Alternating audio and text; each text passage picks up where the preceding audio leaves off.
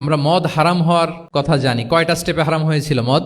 একবারে যদি বলা হতো বন্ধ করার সহজ হতো সাহাবাদের জন্য? হতো না। অনেকে আছে দেখবেন যে চেইন স্মোকার বুঝতে পেরেছেন তো?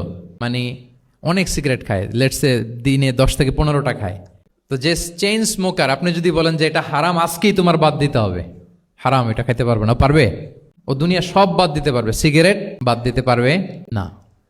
তো তারে কি করতে হবে? ফ্লেক্সিবিলিটি দিতে হবে, যে আস্তে আস্তে ছাড়েন। 10টা করে খান তো চালাইতে থাকেন, আজকে 10টা খাইছেন, কালকে 9টা করে খান, চালাইতে থাকেন, একসাথে সব বন্ধ করার দরকার নেই।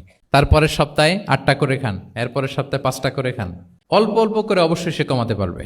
এরপরের সপ্তাহে 2টা খান, এরপরের সপ্তাহে বন্ধ করেন না, চালাইতে থাকেন। সে চালাচ্ছে কিন্তু কমিয়ে আনতেছে, চালাচ্ছে কিন্তু। আচ্ছা, যেই সপ্তাহে সে একটা সিগারেট খেলো, এরপরের সপ্তাহে এটা তো বাদ দিলেও তার গায়ে লাগার কথা না, ঠিক কিনা বলেন?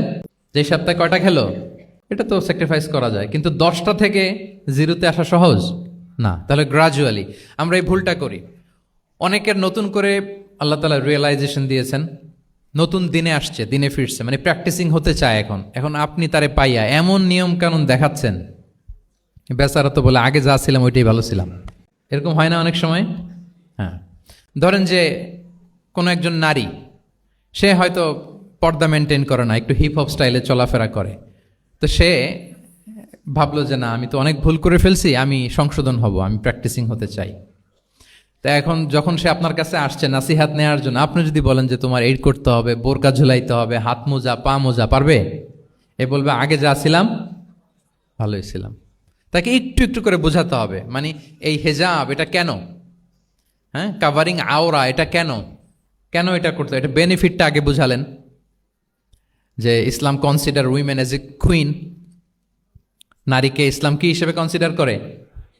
রানী হিসেবে। তো রানীর তো একটা ড্রেস কোড থাকবে, স্পেশাল পোশাক থাকবে, এগুলো বুঝাবেন। সে যাতে একটু নিজেকে গুছিয়ে চলে, শুরুর দিকে আপনি এই বার্তা দিতে পারেন যে একটু গুছিয়ে চলতে হবে। এরপর একটু শালীন পোশাকে যেন সে অভ্যস্ত হয়, এটা বললেন। সে যখন শালীন পোশাকে অভ্যস্ত, তারপরে হেজাবের ফজিলত বললেন, সে যেন হেজাব পরে। যখন সে হেজাব পরে, এরপরে তাকে নেকাবের কথা বললেন। এইভাবে আস্তে আস্তে তাকে বোঝাতে হবে। কিন্তু একবারে যদি সব চাপিয়ে দেন, বলেন তো আওয়াজ করে, সে কি ওটা রিসিভ করতে পারবে? কারণ এই যে গ্রাজুয়ালিটি আর তাদাররুজ, এই সিস্টেমটা আপনি ভায়োলেট করেছেন, করেন নাই।